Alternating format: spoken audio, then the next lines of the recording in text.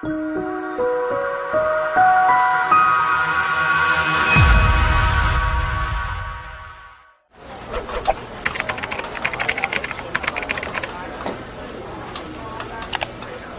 बच्चों देखो ये स्क्रीन पे, ये देखो थोड़ी सी बेटा किताब अनसिस्टमेटिक है। लैक उपरांत पहले देना चाहिए, तो लैक उपरांत देखो नीचे दिया है, और इस लैक उपरांत की पूरी बातचीत ऊपर दी है। तो कल हमने पूरी स्टोरी आपको बताई थी, उसमें बताया था आपको दादाजी के जैसा कौन सा जीन है? Regulator gene. Very good. पापा के जैसा? Promoter gene. मम्मी के जैसा? Operator gene. अच्छा, बच्चे लोगों के जैसा? Structural gene. Structural gene Jaya की, रेशमा की, सुषमा? जया। अच्छा, जेड जीन कौन सी एंजाइम बनाएगी? Beta galactosidase. Beta galactosidase. Y gene? Permease. Permease. A gene? Transacetylase. Very good. अच्छा बता, किसको बोलते हैं मिल्क शुगर? लैक्टोज। किसको बोलते हैं ब्लड शुगर? ग्लूकोज। किसको बोलते हैं ब्रेन शुगर? गैलेक्टोज। तुम लोग को पता है, तुम लोग बहुत अच्छा कर रहे हो बेटा। चलो ये देखो, वो सारी कहानी यहाँ पे पूरी लिखी हुई है। ई कोलाई में एंजाइम का नाम, बीटा ग्लैक्टोसाइडेज, सारी चीजें लिखी हुई है। अच्छा, एक चीज हम यहाँ पे ऐड करेंगे, डिलीट कर दे जरा, सुनना। देखो, एक ही माँ बाप के दो बच्चे हों, अगर एक बच्चा जो है किसी मजदूर के साथ रहे तो उसके दिमाग में मजदूरी ही आएगी, और जिंदगी में जितना भी मेहनत कर ले वो केवल रोजी रोटी की व्यवस्था करेगा। लेकिन अगर वही बच्चा अगर मान लो किसी अधिकारी के साथ रहे, तो उसकी जो सोचने का तरीका होगी कैसे होगी? अधिकारी के साथ, और वो एक ना एक दिन अधिकारी जरूर बन जाएगा। वो बने ना बने, उसका बच्चा जरूर बन जाएगा। इसमें सबसे बड़ा रोल जानते हो किसका होता है? इन्वायरमेंट का। ये बात देखो यहाँ पे लिखी हुई है, in simple terms the metabolic, physiological या इन्वायरमेंटल कंडीशन। Get it? देखो कहीं ना कहीं मेटाबॉलिक, या इस बात को हाईलाइट करें हम, स्क्रीन को थोड़ा सा बड़ा कर लें हम। ओके चलो, आई एम कमिंग। ये देखो बच्चों, ये जो लिखा है ना कि इन सिंपल टर्म्स, एक नंबर पे मेटाबॉलिक, दूसरी नंबर पे फिजियोलॉजिकल, तीसरी नंबर पे environmental condition that regulate the expression of gene. हमने क्या बोला? हर इंसान में 30,000 जीन है, चाहे लड़का हो या लड़की, चाहे वो मजदूर हो या आईपीएस ऑफिसर हो। बट सबके सोचने का तरीका क्यों अलग होता है? क्योंकि उनकी बॉडी में जीन का एक्सप्रेशन अलग अलग लेवल पे होता है। अपने जानने में तो सब लोग अच्छा ही सोचते हैं ना, बट कोई क्रिमिनल क्यों बन जाता है? क्योंकि उसके इन्वायरमेंटल कंडीशन, या कभी कभी फिजियोलॉजिकल कंडीशन, या कभी कभी मेटाबॉलिक कंडीशन उसके जीन का एक्सप्रेशन कराती है। यानी कब किसकी बॉडी में कौन सा जीन एक्सप्रेस होगा, उसके लिए 3 फैक्टर्स हैं। पहला जो है मेटाबॉलिक है, दूसरा फिजियोलॉजिकल है, और तीसरा इन्वायरमेंटल है। चलो बताओ, जीन का एक्सप्रेशन कितनी चीजों पर डिपेंड करता है? 3। बोलो, पहला क्या है? मेटाबॉलिक। दूसरा क्या है? तीसरा कौन सा है? हमने बोला था कि देखो, कुछ जीन्स ऐसी होती हैं, कुछ जीन ऐसी होती हैं जो एवरी टाइम ऑन रहती हैं, उनको क्या बोलते हैं? Housekeeping. Very good. Housekeeping genes की जो एंजाइम है वो ग्लाइकोलिसिस के एंजाइम की, क्रेब्स साइकिल की, दोनों। वेरी गुड बच्चों, वेरी गुड। अब सुनना, हमने बोला था कि हमारे शरीर में कुछ जीन्स ऐसी होती हैं जो एक ही टाइम ऑन होगी at the time of organ differentiation. जब ऑर्गन डिफरेंशिएशन हो जाएगा तो ऑन नहीं होगी, कौन सी? होम्योटिक। अच्छा, कुछ बच्चे ये भी तो सोच सकते हैं कि नितेश सर बिल्कुल एम्ब्रियोलॉजी की बात करते हैं और बिल्कुल पीजी लेवल की बात करते हैं, तो उनके मुंह पे जोरदार तमाचा है ये line. The developmental and differentiation of embryo into adult organism as a result of coordinated regulation and expression of several set of gene. तो सेवरल सेट ऑफ जीन में कौन सी सेट है वो जीन का? होम्योटिक जीन है ना। अच्छा एक बात बता दो, हमने कल बोला था बेटा कि पैसा बहुत कुछ होता है बट सब कुछ नहीं होता है। तो जेनेटिक्स की दुनिया का पैसा क्या है? RNA polymerase. आरएनए पॉलीमरेज का बाइंडिंग साइट क्या है? Promoter gene. अच्छा, पूरे परिवार में स्विच के जैसा कौन काम करता है? Operator gene. बहुत प्यारे बच्चे हो भाई। ये सारी कहानी, पूरी ये कहानी लिखी हुई है। एक बार देख लीजिएगा, जहां जो दिक्कत हो आप पूछ लीजिएगा, ठीक है। अब आइए लैक ओपेरान। लैक ओपेरान को किसने, देखो, the elucidation of lac operon also a result of close association between geneticist. Francis Jacob, याद रखिएगा, ये फ्रांसिस जैकब क्या है, जेनेटिस्ट, और जैक मोनर्ड क्या है, बायोकेमिस्ट। लैक ओपेरान जिन्होंने दिया था वो जेनेटिस्ट की, बायोकेमिस्ट की, दोनों। कौन जेनेटिस्ट था? जैकब। जैकब। फ्रैंकोस जैकब। जैकब नहीं होता, जैकब होता। he was not a CR. Francois Jacob and a biochemist Jacques Monod. अच्छा, लैक ओपेरान में बेटा लैक का मतलब क्या है? देखो लैक्टोज लिखा है। अच्छा एक बात जल्दी बताओ, ये भी लैक ओपेरान में जो स्ट्रक्चरल जीन थी वो मोनोसिस्ट्रोनिक थी कि पॉलीसिस्ट्रोनिक? हमें सुनाई नहीं दे रहा है। पॉलीसिस्ट्रोनिक।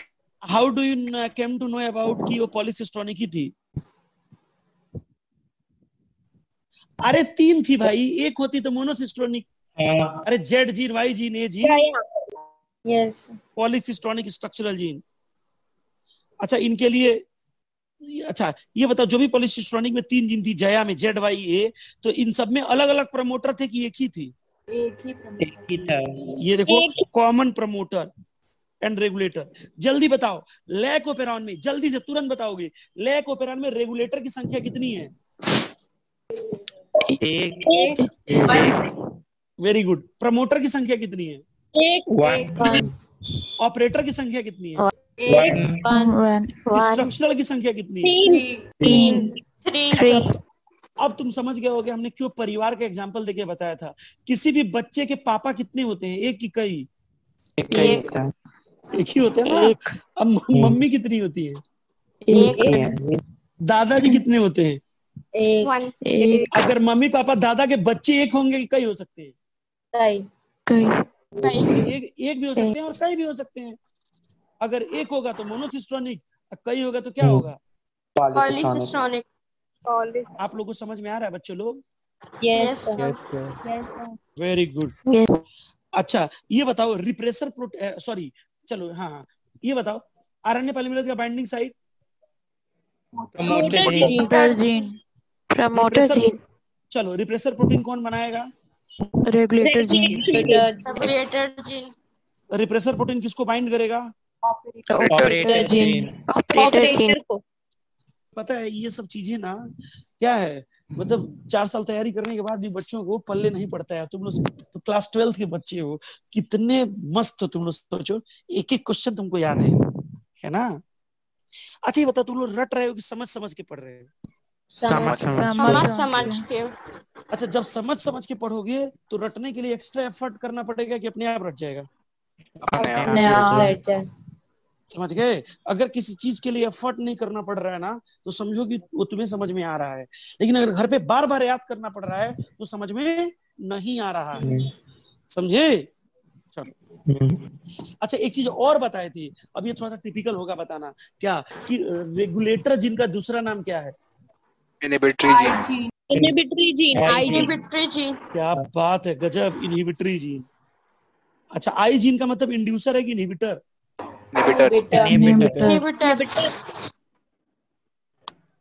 ठीक है। अब हम आपको मौका देते हैं कि लैक ओपेरान की एक बार पूरी रीडिंग लगा लीजिए, उसके बाद हम आपसे पूछेंगे। आपको 1 मिनट का मौका देते हैं हम, उसके बाद हम बोर्ड पे आएंगे। 2:12 हो रहा है, 2:17 तक मौका देते हैं। आप एक बार लैक ओपेरान पूरा रीडिंग लगा लीजिए, उसके बाद हम आपसे पूछते हैं।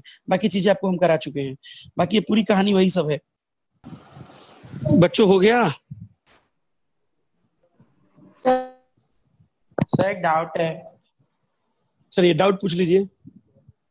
सर इस डायग्राम में सामने ये आई जीन 2 प्रमोटर जीन के बीच में क्यों आ गया है? पहले अब पी ऐसे लिखा ध्यान है से फिर आई। सुनो, अब ऐसे ध्यान से सुनो। देखो बहुत अच्छा क्वेश्चन है तुम्हारा, यही मैं बताने जा रहा था। इसी को लिए हमने पूछा था कि आप दोबारा देखें। जैसे मान लो जो हमारे दादाजी हैं वो हमारे पापा के पापा हैं, जरा समझना। जो लड़का है एक दिन वो पापा बनेगा, एक दिन वो दादा भी बनेगा। यानी जो प्रमोटर है वो हो सकता है कि वो किसी का स्ट्रक्चरल हो। जरा समझना। बताओ, बाप से बेटा होता है कि बेटे से बाप होता है? बाप से बेटा। बाप से बेटा। इस बात को जरा गौर फरमाइए। हमने क्या बोला कि ये जो रेगुलेटर है, ये रेगुलेटर ये खुद किसी का स्ट्रक्चरल होगा, कभी खुद ये किसी का प्रमोटर होगा। आज ये रेगुलेटर बना है, समझो। तो कोई रेगुलेटर है तो कोई जरूरी नहीं है कि वो सबका रेगुलेटर है। लैक ओपेरान में जो रेगुलेटर है वो लैक ओपेरान का रेगुलेटर है। जैसे मान लो हम अपने पापा के बेटे हैं, लेकिन हम अपने बेटे के बाप होंगे ना। जरा समझना। तो आप कह सकते हो कि लैक ओपेरान में ये प्रमोटर जो दिया हुआ है उसके पहले आई जीन दिया है, आई जीन के पहले प्रमोटर दिया वो किसी और ओपेरान का है, इसका नहीं है। समझे? हाँ सर। ये है कहानी। और कोई डाउट? सर फिर से बता दीजिए। क्या बेटा, आवाज नहीं आ रही है? सर जो इसमें लिखा हुआ है द जेड जीन वाला, वो फिर से द जेड जीन वाला कहाँ लिखा हुआ है? हेलो स्टूडेंट्स, कौन सी लाइन है बेटा, किस पेज पे? जो स्क्रीन पे शो हो रहा है उसमें? नहीं सर, उसमें नहीं। उसके पहले वाले पन्ने पे, इस पन्ने पे? हाँ सर। हाँ sir, second paragraph fourth line. Okay हाँ, चलो second paragraph fourth line, very good. चलो बता देते हैं। The Z gene code for beta galactosidase. Z gene बनाती किसको? Beta galactosidase, which is primarily responsible for hydrolysis of disaccharide lactose into monomeric unit glucose and galactose. ये कल बताए तो थे आपको। जेड जीन जो है वो बीटा गैलेक्टोसाइडेज बनाएगी, और बीटा गैलेक्टोसाइडेज का जो सबस्ट्रेट होता है वो क्या होता है? लैक्टोज। और लैक्टोज को ये तोड़ देगा किसमें? ग्लूकोज में, और किसमें? गैलेक्टोज में। And the Y gene code for permease, which increase the permeability of cell to beta galactosidase. The A gene code for trans-acetylase, इन लोगों का फंक्शन दिया नहीं है। Hence all the gene product in lac operon are required for metabolism of lactose. Lactose के metabolism के लिए हमको Z gene का फंक्शन चाहिए कि वाई की ये कि तीनों, तो आंसर होगा तीनों। इन मोस्ट अदर ओपेरॉन, कह रहा और भी अलग ओपेरॉन होते हैं। The gene present in operon need to be further function of same related metabolic pathway. यानी सब सारी जीन्स मिल के काम करती हैं। जिस तरह से लैक ओपेरॉन में काम हो रहा है उसी तरह से सारे ओपेरॉन में मिल के काम करता है। जैसे तुम्हारा परिवार चल रहा है वैसे सबका परिवार मिल के चल रहा है ना? ये कह रहा है। आया बेटा? सर वो डायग्राम वाला नहीं आया समझ में। चलो डायग्राम हम दिखा देते हैं। ये देखो, डायग्राम में अगर ध्यान से अगर आप देखें तो ये देखो, ये जया जो आपका स्ट्रक्चरल जीन है, ये ऑपरेटर जीन है, ये प्रमोटर जीन है। ये देखो इनहिबिटर दादाजी हैं, ये बुढ़वा दादा हैं प्रमोटर, ये इनके बाप हैं। बट ये नॉन फंक्शनल हैं, मर चुके हैं, किसी लायक नहीं है। समझे? अरे उनके एंसेस्टर है, इस पूरे परिवार के एंसेस्टर कौन है? ये प्रमोटर, सबसे लास्ट वाला जी। इसका कोई रोल नहीं है। परिवार में दादाजी के पापा अगर होंगे भी कहीं किनारे पड़े होते हैं। जैसे मान लो किसी को बुढ़वा दादा अगर जिंदा हो तो बुढ़वा दादा क्या करेंगे? परिवार में कोई रोल प्ले करते हैं कि किनारे खटिए पड़े होंगे? कोई रोल प्ले नहीं करते। हाँ, कोई रोल प्ले नहीं करते, समझो। ये है। और देखो जैसे ही ये देखो रिप्रेसर आ गया, रिप्रेसर प्रोटीन, ये रिप्रेसर जाके किसको बाइंड कर रहा है? किसको? ऑपरेटर को। अच्छा एक बात बता दो, रिप्रेसर ऑपरेटर को कब बाइंड करेगा? जब लैक्टोज नहीं होगा। ग्लूकोज। अच्छा,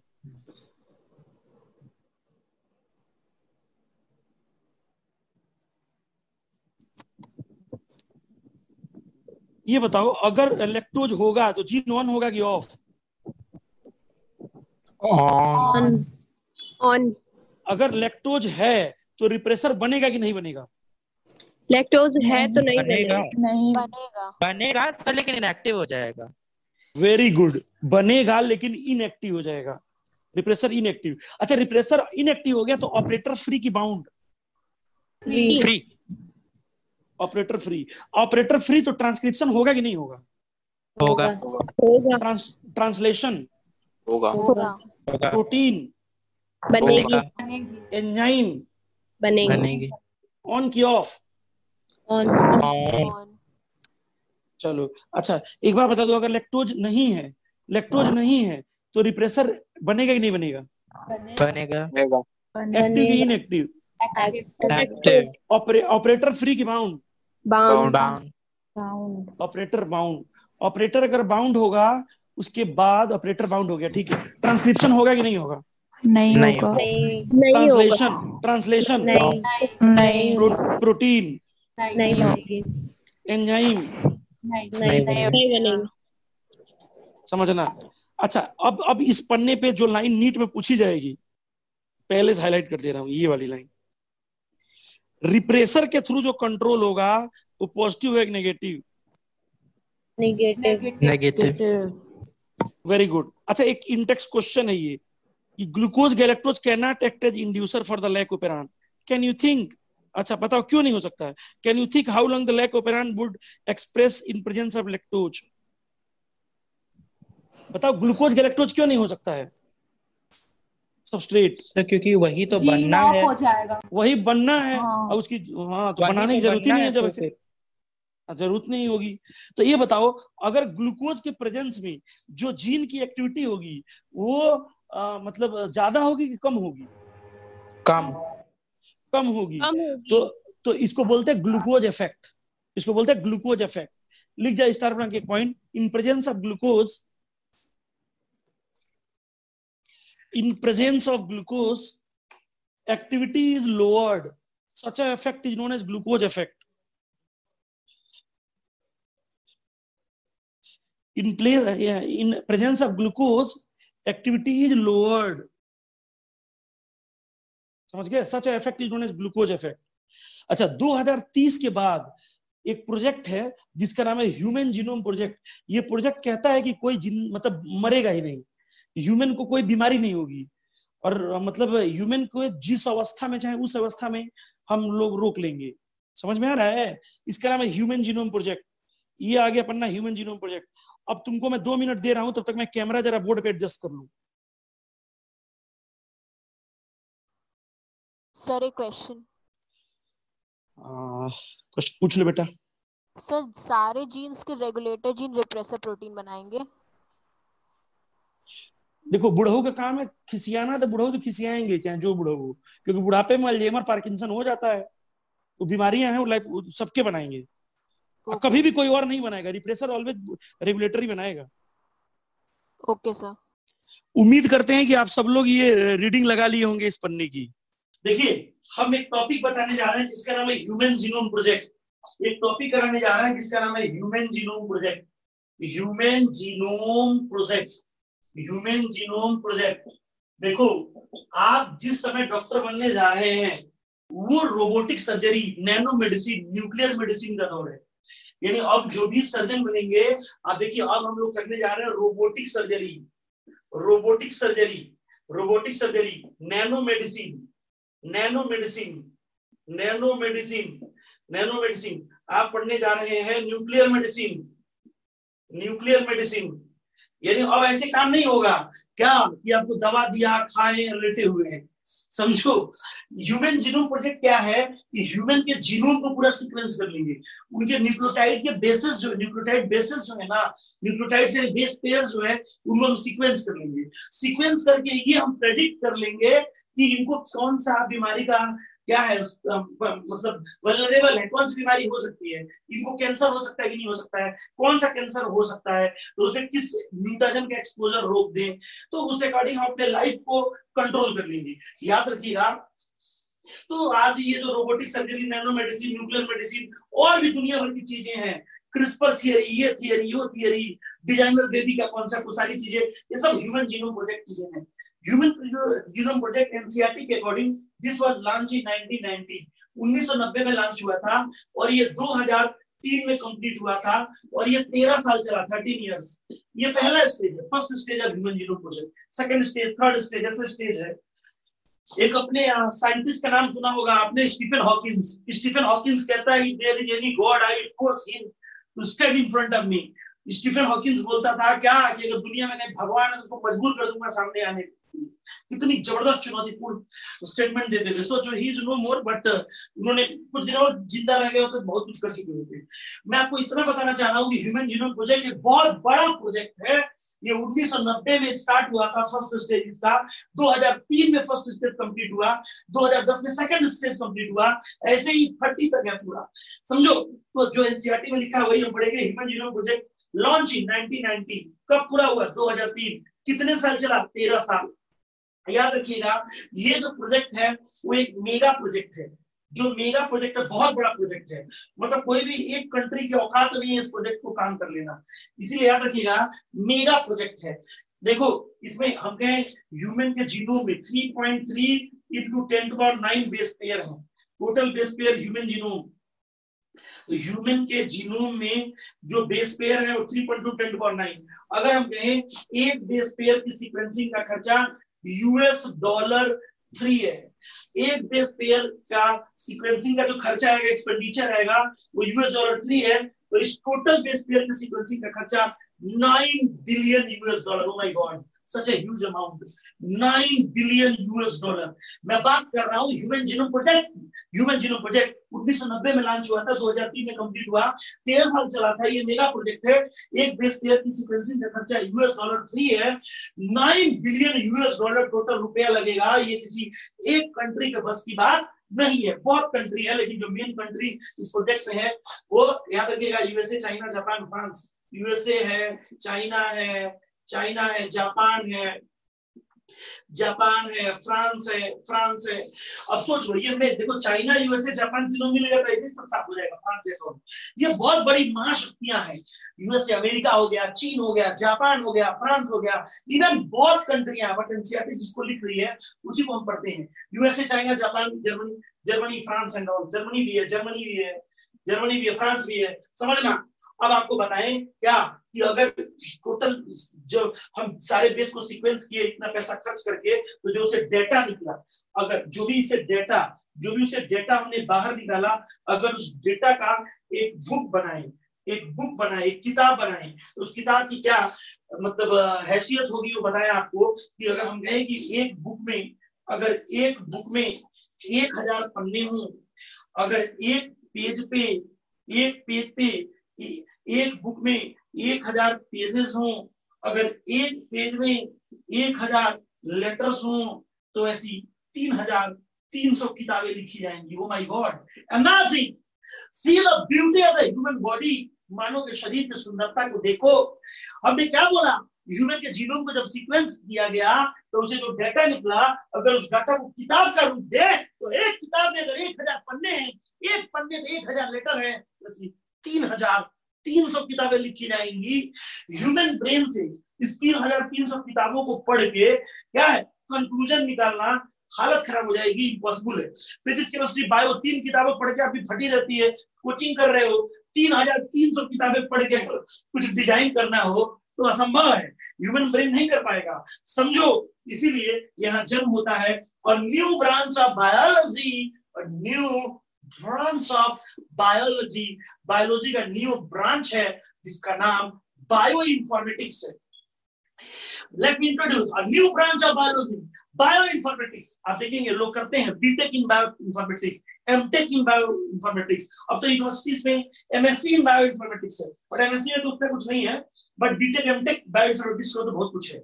समझो, आजकल जो तुम लोग लड़ रहे, जो पढ़ाई कर रहे हो, तो अगर ऐसे नहीं होगा, आपको क्या है, अगर तुम्हारा कोई बायो पढ़ना है तो तुम आओगे, तुमको बैठा के 2 चिप लगाएंगे ब्रेन में, तुमको पूरा फॉर्मेट कर देंगे। उसके बाद जितना तुम पैसा दोगे, जो तुमको चाहिए उतना हम चीजें तुम्हारे दिमाग में भर देंगे। यानी जो रोबोट बना रहे हैं, artificial intelligence. My dear students, क्या गजब की चीज होती है। यानी आने वाला तुम्हारा 10 साल बाद में जिंदगी इतनी हसीन होगी, क्या पता है, जो चाहो वो करोगे। आर्टिफिशियल इंटेलिजेंस एक ऐसा मतलब टेक्निक आने वाला है, जैसे मान लो मैं अकेले रहता हूँ, मुझे नाश्ते में खाने में बहुत दिक्कत होती है, तो मैं क्या करूँगा, मैं रोबोट रखूंगा घर में, मेरे लिए नाश्ता बनाएगा, मेरे लिए खाना बनाएगा। अगर उसको हमने कह दिया क्या ये बना के लाओ, लेके आए, फिर हमने कहा ये बना के लाओ, लेके आएगा। हमने 10 चीजें ऑर्डर मारा, 10 चीजें बना के लाएगा। ना तो उसको गुस्सा आएगा, ना प्यार आएगा, वो हमेशा एक जैसा रहेगा। बट यही अभी शादी कर ले, बीवी आ जाएगी, हम कहें ये बना के ले आओ, लेके आई, फिर हमने कहा ये बना के लाओ, तो कहेगी कि आप आई लो, उठ के ले लो। समझो, यानी झगड़ा होगा, लड़ाई होगा, कुछ नहीं। आर्टिफिशियल इंटेलिजेंस में एक एग्जांपल दिए है, ये नहीं जैसे मान लो पढ़ा के कानपुर आना है, तो अपनी गाड़ी में बैठ जाऊंगा, गाड़ी में तुरंत सेट कर दूंगा कानपुर, अपने फ्लैट का, अपने मकान का एड्रेस उसमें सेट कर दूंगा, सो जाऊंगा, अपने आप गाड़ी चलती हुई चली जाएगी। अगर मान लो हमने सेट कर दिया कि हमें 1 घंटे बाद कॉफी चाहिए, तो अपने आप हेलो बोलेगा, मैं भी उसको बोलूंगा गाड़ी जरा स्लो करो, प्लीज स्लो डाउन, तो गाड़ी स्लो हो जाएगी। हम कहेंगे साइड करिए गाड़ी को, गाड़ी साइड कर, उतरना चाहते हो तब जो हम बोलेंगे, हम जैसे अरे यार एलेक्सा नहीं, एलेक्सा, तुम बोलोगे हेलो एलेक्सा ये बजाओ तो बजा देगी। तुम कहोगे क्या, तुरंत कहोगे क्या दंगल का गाना लगाओ, दंगल आ जाएगा। तुम अगर तुरंत कहोगे नहीं नहीं नहीं, तुम जो है ना इसका देवदास लगाओ, तो देवदास आ जाएगा। कितना फास्ट इवेल्युएशन होता है जरा सोचो। यानी जो तुम कमांड दोगे, सॉरी जो कमांड दोगे वो कितना तेज प्रोसिक्यूट होगा, आपको अंदाजा नहीं है। समझो माय डियर स्टूडेंट, ये आर्टिफिशियल इंटेलिजेंस की जो दुनिया है उनसे रिलेटेड बायोइन्फॉर्मेटिक्स पता है, ये कंप्यूटर और ब्रेन की कोडिंग है, समझ लो। यानी ह्यूमन ब्रेन नहीं तो कंप्यूटर बनाया है, तो कंप्यूटर से ब्रेन को कंट्रोल कर सकते हैं। मान लो किसी का बच्चा मानसिक विक्षिप्त हो गया, तो इसकी टेक्निक लेके, बायोइन्फॉर्मेटिक्स का सहारा लेके उसके कान के पीछे चिप लग जाएगा, एकदम सही हो जाएगा। समझो कोई क्रिमिनल है, उसको पकड़ के फॉर्मेट कर देंगे, एकदम सही हो जाएगा। ये आने वाली जो दुनिया है वो ह्यूमन जीनोम प्रोजेक्ट के लिए आप क्या क्या करा सकते हैं, आप देख लीजिए। ह्यूमन जीनोम प्रोजेक्ट में अगर आपको बताएं, यूएस डिपार्टमेंट ऑफ एनर्जी, देखो यूएसए के पास बहुत पैसा है, और यूएस का जो एनर्जी डिपार्टमेंट है, अगर किसी पे अपना हाथ रख दे तो अपने आप महाशक्ति बन जाएगा। तो ह्यूमन जीनोम प्रोजेक्ट में यूएस डिपार्टमेंट ऑफ एनर्जी का कंट्रीब्यूशन है। और सुन लो, जैसे मान लो पैसा कमाते हैं लोग, टैक्स ना देना पड़े, उसके लिए लोग ट्रस्ट बना लेते हैं। जब ट्रस्ट बना लेंगे तो ट्रस्ट में जो अमाउंट होता है वो टैक्स फ्री होता है, उसमें क्या है, कोई लायबिलिटी नहीं होती है। तो पूरे विश्व में एक वेलकम ट्रस्ट है, वो इंग्लैंड में है, मतलब कहाँ है, ब्रिटेन में, इंग्लैंड में, यूके, यूनाइटेड किंगडम। तो इसमें ना ह्यूमन जीनोम प्रोजेक्ट में उस वेलकम ट्रस्ट ऑफ यूके यानी US department of energy, Wellcome Trust of UK, एक और संस्था है नेशनल इंस्टीट्यूट ऑफ हेल्थ, इन सबका कंट्रीब्यूशन है। तो ह्यूमन जीनोम प्रोजेक्ट में कंट्रीब्यूशन है यूएस है, जापान है, चाइना है, जर्मनी है, फ्रांस है। यूएस है, जापान है, चाइना है, जर्मनी है, फ्रांस है। ये एक मेगा प्रोजेक्ट है। एक बेस पेयर की सीक्वेंसिंग का खर्चा $3 है। तो ह्यूमन के जीनोम में 3.7 बेस पेयर है, तो टोटल बेस पेयर की सीक्वेंसिंग का खर्चा $9 बिलियन है। अगर इसे जब सीक्वेंसिंग करने के बाद जो डाटा निकला, अगर उस डाटा का किताब का रूप दें, अगर एक किताब में 1000 पन्ने हो, एक पन्ने में 1000 लेटर हो, तो ऐसी 3300 किताबें लिखी जाएंगी। और ये इतना बड़ा प्रोजेक्ट है कि इसमें US department of energy, Wellcome Trust of UK, national institute of health involve है। और एक नया ब्रांच लेके आया है, ये बायोइन्फॉर्मेटिक्स उभरता हुआ ब्रांच है। इसमें यूजी, पीजी, डॉक्टरेट की डिग्रियां मिल रही हैं। और इसी की देन है कि आज पूरा चमत्कारिक रिवॉल्यूशन हो गया है हेल्थ के सेक्टर में, एनर्जी के सेक्टर में, एग्रीकल्चर के सेक्टर में। हो my dear student, have a look, इसका जो एप्लीकेशन है वो हेल्थ के सेक्टर में है, हेल्थ के सेक्टर में, एनर्जी के सेक्टर में। यानी अभी आने वाले दिनों में गाड़ियां चलेंगी, कार बनेंगे, जेट प्लेन चलेंगे जो पानी से चलेंगे। सोचो, हाइड्रोजन फ्यूल, यानी कुछ नहीं, फ्यूल अपना खुद ही रिन्यूएबल सोर्स होगा।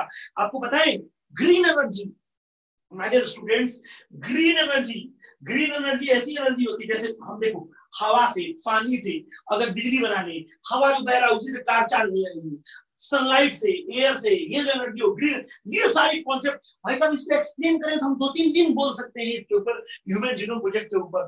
तो हेल्थ हो गया, एनर्जी का सेक्टर हो गया, एग्रीकल्चर का हो गया, और हम तुमसे कहते हैं स्टार्च का क्षेत्र क्या होता है, पेट भरना। जैसे हम कह रहे हैं हम बायोडीजल बनाएंगे, बायो इथेनॉल बना देंगे। आपको पता है एक पौधा है जिसे हम बायोडीजल बनाते हैं, ये एग्जाम में आया है, बायोडीजल बनाते हैं, जेट्रोफा, एक पौधा है जेट्रोफा। जेट्रोफा।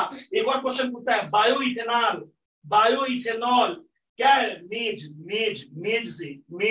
देखो डीजल और पेट्रोल इतना महंगा मिलता है कि फॉसिल फ्यूल है। पहली बार रुडोल्फ डीजल ने जो डीजल बनाया था वो फॉसिल फ्यूल से नहीं बनाया था, वो कैस्टर ऑयल मतलब अरंडी का तेल से, सरसों का तेल समझ लो।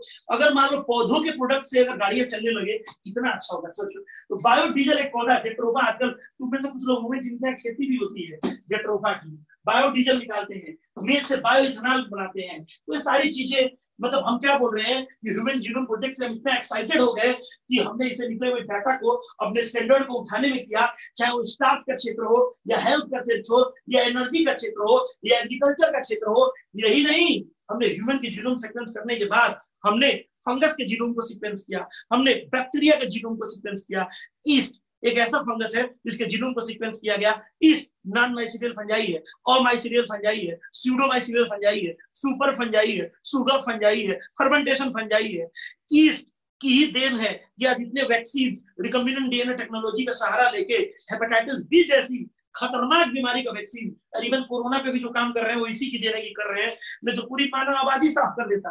समझो बात को, यानी जो हमारी हेल्थ को लेकर अंडरस्टैंडिंग डेवलप हुई है, पेट भरने को लेकर अंडरस्टैंडिंग डेवलप हुई है, जो बिजली और ये ग्रीन एनर्जी के प्रति जो अंडरस्टैंडिंग डेवलप हुई है, जो खेती किसानी एग्रीकल्चर के क्षेत्र में जो अंडरस्टैंडिंग डे बाय डे हमारी और मजबूत होती जा रही है, वो कहीं ना कहीं उन सबका जो बैकबोन है वो ह्यूमन जीनोम प्रोजेक्ट। तो ह्यूमन जीनोम प्रोजेक्ट के बारे में उन्होंने बहुत आपको बता दिया। बच्चों समझ में आ रहा है? Yes sir. अच्छा अब देखो, कहो तो मिटा दे।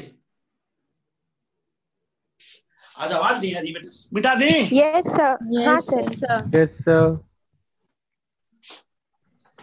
अच्छा एक बात बताओ, जैसे हमने तुमसे कहा कि मैं पहले चिल्ला रहा हूँ, जाओ अपने घर से एक कप चाय बना के लाओ मेरे लिए। अब क्या करोगे? जाओगे नीचे तो क्या करोगे? सबसे पहले केटली बैठाओगे, दूध डालोगे, उसमें अपना नमक तेल तो डालोगे नहीं ना, हल्दी डालोगे, उसमें चाय की पत्ती डालोगे, अच्छा बनाने का मतलब अदरक डालोगे, उसमें इलायची डाल दिया, लौंग डाल दिया, ये सब तो डालोगे। तो एक तरीका है चाय बनाने का। बताओ बच्चों, चाय में नमक पड़ता है क्या? नहीं सर। नहीं सर।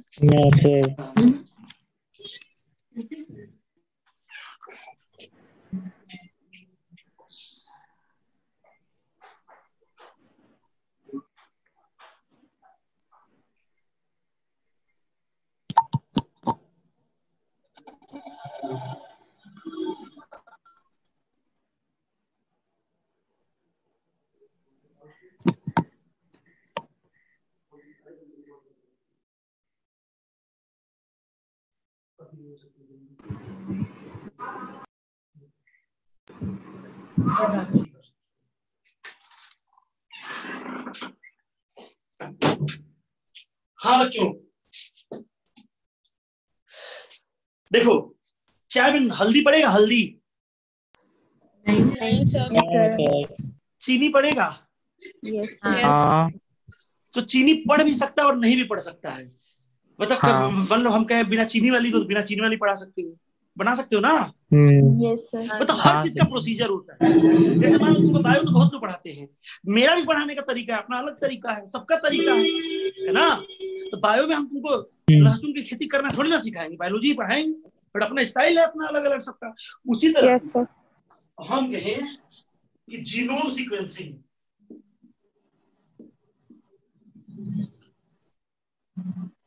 जीनोम सीक्वेंसिंग देखो, एक होता है मेथड और एक होता है टेक्निक।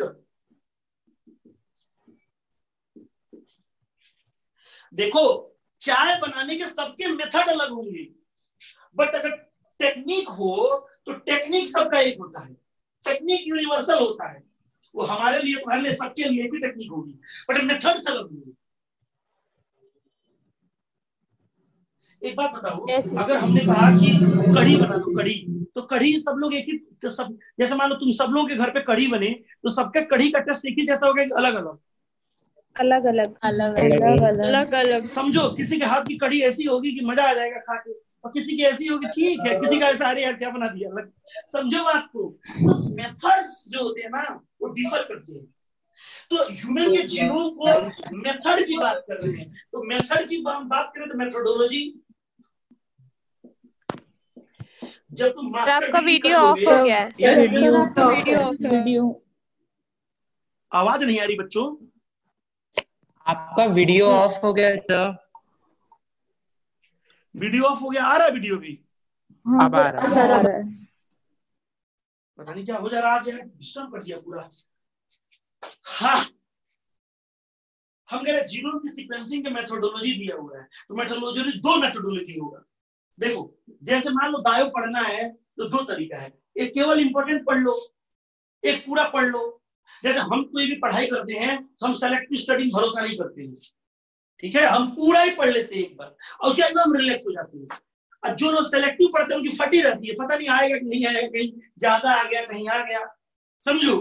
तो देखो दो मेथोडोलॉजी है जीनोम का सीक्वेंस करने का। पहला जो मेरे जैसा पूरा जीनोम सीक्वेंस कर लो।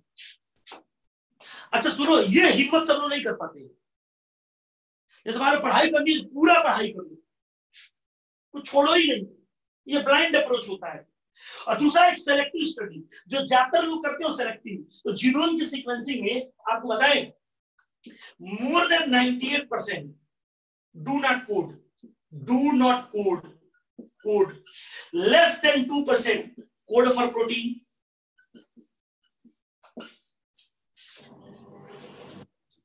तो लोग क्या करते हैं कि जीनोम का सीक्वेंसिंग में केवल less than 2% कोड पे को सीक्वेंस करने का काम करते हैं कुछ लोग।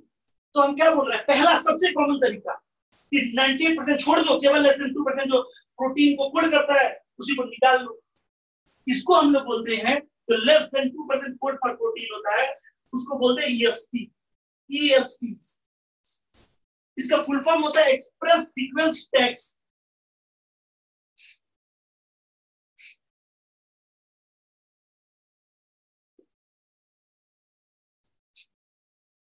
जो पहला मेथोडोलॉजी है ना वो केवल EST पे ध्यान देते हैं, to identify all the gene that are expressed as mRNA। EST में क्या करते हैं, to identify all the genes that expressed as mRNA, यानी आइडेंटिफाई कर लेते हैं उसको जो mRNA के रूप में एक्सप्रेस होते हैं। To identify all the genes that are expressed as mRNA, EST, express sequence text। समझो। दूसरा क्या होता है, ब्लाइंड अप्रोच। इस ब्लाइंड अप्रोच में क्या करते हैं, सीक्वेंस होल जीनोम,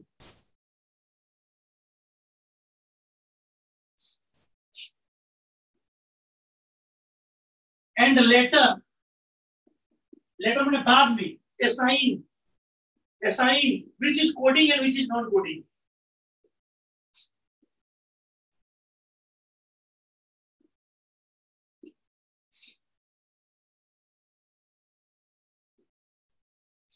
हमने क्या बोला, जो ब्लाइंड अप्रोच है वो पूरा जीनोम सीक्वेंस कर लो और बाद में बता दो कि ये कोडिंग है और ये नॉन कोडिंग। जो बाद में बताने का सिलसिला है ना, and later assign which is coding and which is non coding, उसको हम बोलते हैं SA। इसको बोलते हैं सीक्वेंस एनोटेशन।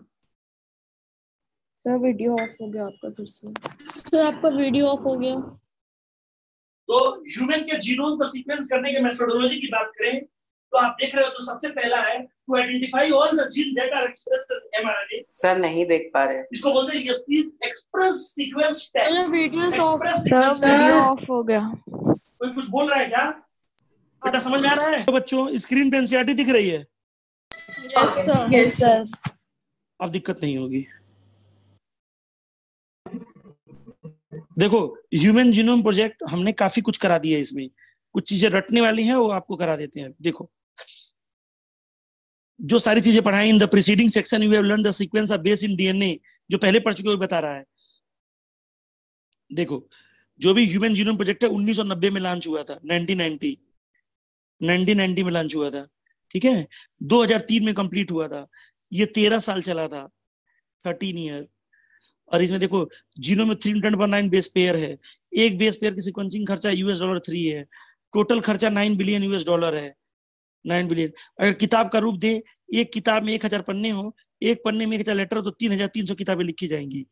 तो ह्यूमन के ब्रेन से एनालिसिस नहीं हो सकता, इसीलिए बायो का एक नया ब्रांच आ गया, बायो इन्फॉर्मेटिक्स। ह्यूमन के जीनोम में के गोल क्या, लक्ष्य क्या बनाए गए थे? पहला, आइडेंटिफाई 25 से 30,000 जीन, बाद में पता चला वो 30,000 है, 30,000। पता है ह्यूमन में कितने जीन है? 30,000। दूसरा टारगेट है कि determine the 3 billion chemical base. बताओ कितने केमिकल बेस हैं? 3 बिलियन। और इन सब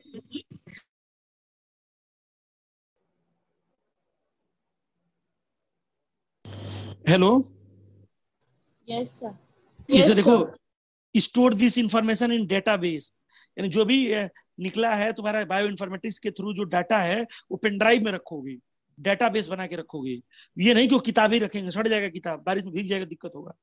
और डाटा एनालिसिस के लिए सॉफ्टवेयर प्रोग्राम बनाना, और इसमें इतना पैसा लगेगा इसके लिए, जैसे रतन टाटा, अंबानी, बिल गेट्स, समझ रहे हो, मार्क जुगरबर्ग, ऐसे लोगों को ले आना, इंडस्ट्रीज के वो करना। और लेकिन मान लो कुछ लोग ऐसे होते हैं जो धर्म के लेके बहुत ज्यादा दंगा करते हैं, ऐसे लोगों को पकड़ के निस्ता नाबूद कर देता। ये ELSI है, एथिकल लीगल सोशल इश्यूज। अरे यार, ये प्रोजेक्ट ये कहता है कि मतलब भगवान को चैलेंज करता है ना, तो धार्मिक लोगों को मतलब बवाल अगर करें तो इससे जो लीगल इश्यूज इकट्ठा हो उसको न्यूट्रलाइज करने के लिए ये एथिकल लीगल और सोशल इश्यूज के बारे में है। तो बताओ इसके कितने गोल है भाई? 6 गोल हैं। पहला गोल क्या है? 30,000 जीन का पता करना। दूसरा गोल 3 बिलियन बेस पता करना। तीसरा गोल इंफॉर्मेशन को डाटाबेस में रहना। चौथा गोल डाटा एनालिसिस के लिए सॉफ्टवेयर डेवलप करना। पांचवा गोल पैसे के लिए इंडस्ट्रीज को बुला के लेके आना। छठवां गोल एथिकल लीगल इश्यूज को एड्रेस करना। ये कौन डिस्टर्ब कर रहा है तुम लोगों की साइड से यार? बताओ कितने साल चला था? 13 साल। कौन कौन से संस्थाएं हैं? US department of energy, national institute of health, Wellcome Trust of UK, ये मेजर कंट्रीब्यूटिंग पार्टनर है। China, Japan, Germany, France. देखो जापान, फ्रांस, जर्मनी कब पूरा हुआ? 2003 में। कब स्टार्ट हुआ था? 1990 में। कितने साल चला था भाई? 13 years। 13 years। अब बेटा इस पेज पे यही है, ठीक है। अब दूसरे पेज पे आ जाओ। अच्छा एक बात बता दो, इसे जो डाटा निकला वो हम लोग लगाएंगे, वो डाटा लगेगा स्टार्च की, हेल्थ की, एग्रीकल्चर की, एनर्जी प्रोडक्शन, सब। अच्छा एक चीज और बताएं, जैसे मान लो तुम कानपुर में चले जाओ, तो कानपुर में क्या बोले, जैसे कानपुर में तुम्हारा बर्रा देवी, रामा देवी इधर का क्षेत्र है, इधर मिट्टी में बहुत ज्यादा मरकरी है। जितने जैसे पहले हम जब जाते थे ना लखनऊ से कानपुर, तो अपना सब्जी उब्जी हम वहीं से खरीद लेते थे गंगा बैराज पे। तो अब गंगा बैराज पे मुझे लग रहा है एकदम क्लीन वेजिटेबल्स है, बिना फर्टिलाइजर के, पेस्टिसाइड, इंसेक्टिसाइड के, खुश होकर ले जाते थे। बाद में जब मैं रिसर्च कर रहा था तो वहां पे एक हमारे सर थे, एक हमको प्रोजेक्ट दिए थे करने के लिए आर्सेनिक पॉइजनिंग का। तो आर्सेनिक पॉइजनिंग का जब केस हम कर रहे थे तो उसमें 2-3 इन्फॉर्मेशन जब मेरे को लगा तो ऐसा लगा जैसे मेरे पैरों के नीचे से जमीन खींच ली गई हो। तब जाके दिमाग खुला, अरे यार हम तो पागल हैं, हम तो मर गए होते, क्योंकि गंगा के किनारे ना इतना ज्यादा आर्सेनिक है कि वो जाके पूरा हम लोगों के लिम्ब वम्ब सब खत्म कर देगा, हाथ पांव पूरा टेढ़ा कर देगा, स्किन खराब कर देगा, जल्दी से बूढ़े हो जाएंगे, बाल झड़ेगा, बाद में शादी के बाद बच्चे नहीं होंगे, दुनिया भर की प्रॉब्लम क्रिएट करेगा। सोचो। अच्छा एक बात बताओ, लेकिन हम क्या करें कि बिना किसी इंसेक्टिसाइड और पेस्टिसाइड के ही जो गंदगी है उसको खत्म कर दे? उसका नाम है environmental remediation. We are going to detoxify any pollutant by using biological agency, उसको बोलते हैं बायो रेमिडिएशन। इन्वायरमेंट को क्लीन करने के लिए environmental remediation. My dear students, यहाँ पे क्या है कि आपको एक चीज ध्यान रखनी है। क्या ध्यान रखनी है? कि इसे जो डाटा निकला उससे हमारी समझ मजबूत हुई और हमने सॉल्व किया कहाँ के चैलेंज, कहाँ के problem, health care, agriculture, energy production, environmental remediation. और ह्यूमन के अलावा किसका किसका जीनोम सीक्वेंस किया गया, बैक्टीरिया का, ईस्ट का। और ये देखो एक नाम दिया है कैनरोब्डाइटिस एलिगांस। कैनरोब्डाइटिस एलिगांस ये क्या है? Free living non pathogenic Nematoda. बताओ ये क्या है? Free living non pathogenic nematode. और देखो ड्रोसोफिला जिसको बोलते हैं फ्रूट फ्लाई। और प्लांट्स में देखो राइस और एरोबिडोप्सिस थेलियाना, राइस और एरोबिडोप्सिस थेलियाना। और तुमको बता रहे थे ना कि जैसे मान लो, एक बात बताओ, यहाँ पे जो भी जीनोम का सीक्वेंस करने में टेक्निक है कि मेथड से? तो एक बात बता दो। अरे यहाँ पे मेथड है ना, यहाँ पे मेथड लेंगे ना, कोई टेक्निक नहीं बना पाए, यहाँ पे मेथड है। तो अच्छा भाई एक बात बताओ, अगर हम मेथड है तो बताओ हमारे पास एक ही दो होगा कि बहुत होगा? बहुत सारे। हाँ, बट दो हम लोग को मेजर मेथड्स जाननी है। तो वो देखो यहाँ पे लिखा हुआ है, ये ऐसे करे तब ज्यादा बड़ा दिखेगा।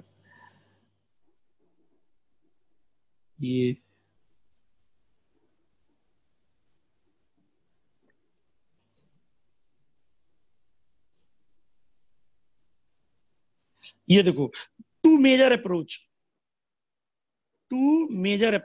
बता कितने मेजर अप्रोच है? 2। पहला क्या है बेटा? ESTs, express sequence text. हमने इसके लिए क्या लिखा था? Identify all the gene that express as RNA। हाँ, हमने एकदम एग्जैक्ट लिखा था mRNA, ये लिखा RNA, मैं ये लिखा RNA ऐसे ही सारे RNA। Identify all the gene that express as mRNA, इसको बोलते हैं ESTs। अच्छा, दूसरा अप्रोच नॉर्मल अप्रोच था कि ब्लाइंड अप्रोच? Blind approach. ये देखो ब्लाइंड अप्रोच। इसमें क्या है? सीक्वेंस होल जीनोम एंड बाद में बता देना कि कौन कोडिंग है, लेटर असाइन करो कौन कोडिंग है और नॉन कोडिंग। उसको हम लोग क्या बोलते हैं? Sequence annotation. Sequence annotation. बताओ मेथोडोलॉजीज कितने हैं? तो बहुत सारे हैं तो बहुत सारे, बट कितने मेजर अप्रोच है? 2।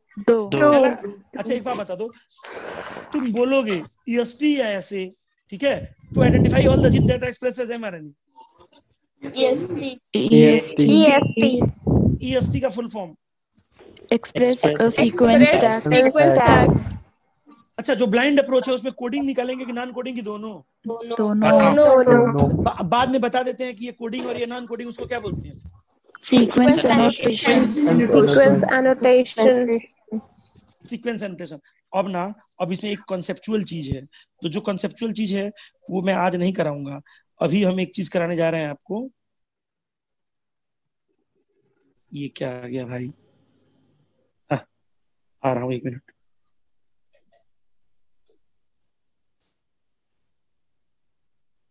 स्क्रीन पे एनसीईआरटी दिख रही है कि नहीं? Yes sir.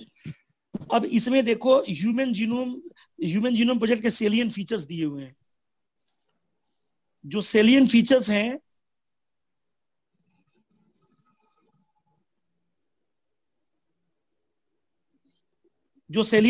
हैं, उसमें जो सेलियन फीचर है आपको हाईलाइट करने हैं।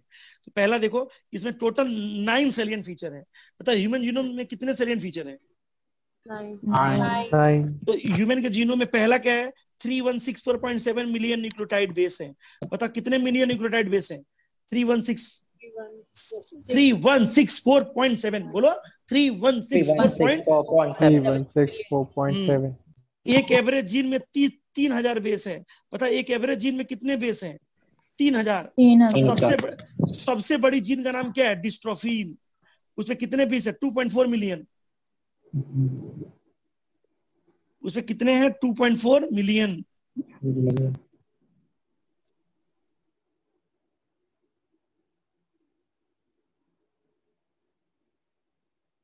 अच्छा, एक एवरेज जीन में कितने बेस है? 3000।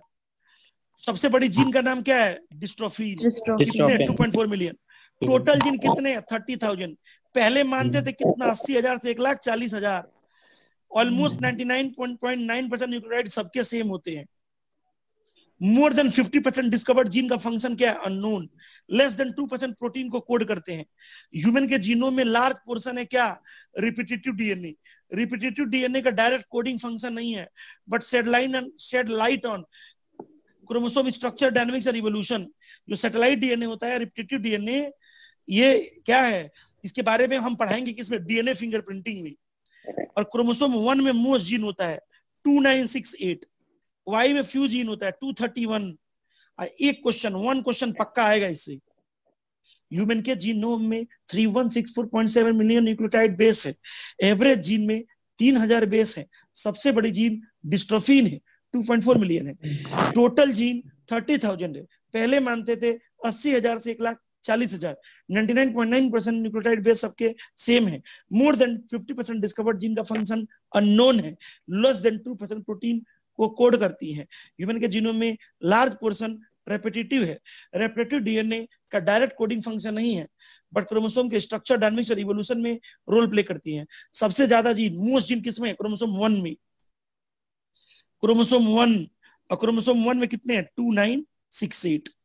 2968। बताओ क्रोमोसोम 1 में कितने जीन हैं, 2968। और सबसे कम जीन किसमें, वाई में 231।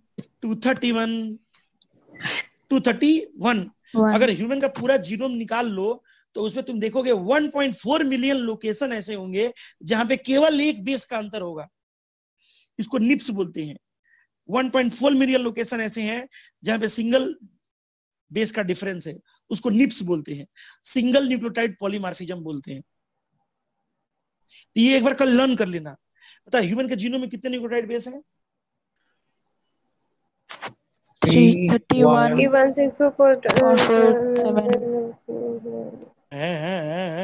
शिखा है?